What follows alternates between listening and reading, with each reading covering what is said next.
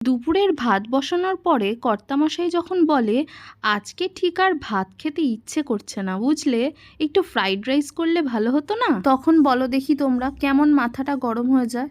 তবে আমি মাথা গরম করিনি, মাথাটাকে ঠান্ডা রেখে যে চালে ভাত করেছি সেই চালেরই ফ্রাইড রাইস বানিয়ে দিয়েছি।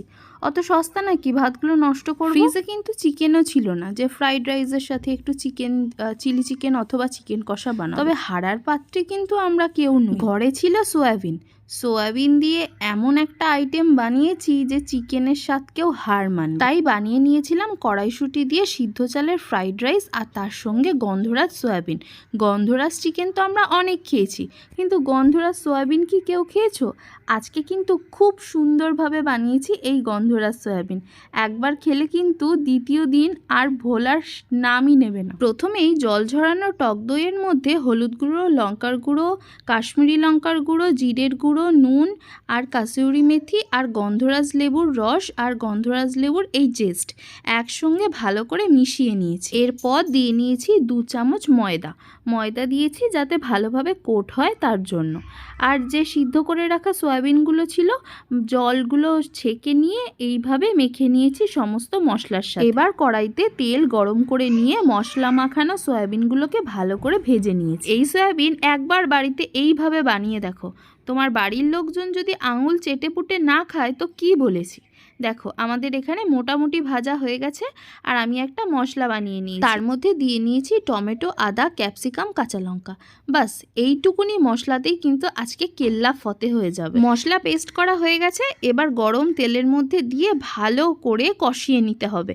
আর মশলার যে জলটা ছিল তার মধ্যে একটু টমেটো কেচাপ দিয়ে নিয়েছি যাতে রঙটা ভালো ধরে। এই দেখো কি সুন্দর লাল একটা রং এসেছে। আর তার মধ্যে দিয়ে নিয়েছিলাম কিছুটা কাটা ক্যাপসিকাম। ব্যাস এগুলো দিয়ে ভালো করে নাড়িয়ে চাড়িয়ে নিই। ফ্রাইড রাইসের সঙ্গে চিলি চিকেনের কেমিস্ট্রি যে খুব সুন্দর যায় সেটা তো আমরা সবাই জানি। তবে চিকেন যদি রাগ করে কখনো বাপের বাড়ি যায় তাহলে এই গন্ধরাজ চিলি সয়াবিনও কিন্তু কম যায় না। সেটা কিন্তু তোমরা একবার রান্না করে খেলেই বুঝতে পারবে। ব্যাস আমার কিন্তু গন্ধরাজ চিলি সয়াবিন প্রায় কমপ্লিট। এবার আমরা ভাতটাও উপর দিয়ে নিয়েছিলাম, আর তারপরে লাস্ট ফিনিশিংয়ে কিছুটা গন্ধরাজ পাতা ছিল সেটাকে ভালো করে একদম কুচি কুচি করে কেটে ওর ওপরে দিয়ে নিয়েছি। দুর্ধর্ষ গন্ধ বেরোয়।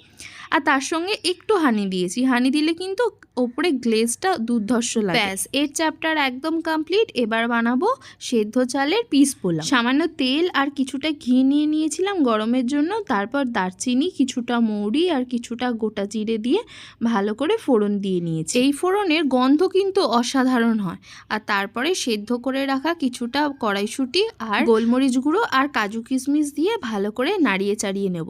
আর পরিমাণ মতন দিয়ে নেব নুন আর চিনি। আর তারপর ভাতটাকে দিয়ে ভালো করে নাড়িয়ে চাড়িয়ে একদম রেডি এই পিস পোলাও। ও আচ্ছা, নামানোর আগে কিন্তু একটু গরম মশলাও দিয়েছিলাম, সেটা দিতে কিন্তু ভুলো না। সেদ্ধ চালের ফ্রাইড রাইস বানিয়েছি বলে যে খারাপ হয়েছে সেরকম কিন্তু একদমই না, খেতে কিন্তু অসাধারণ হয়েছিল। একবার কিন্তু আমার কথা শুনে এইভাবে বানিয়ে দেখতেই পারো। যে কোনো শনিবারের দুপুর কিন্তু জমজমাট হয়ে যাবে, যেহেতু ভেজ রেসিপি তাই।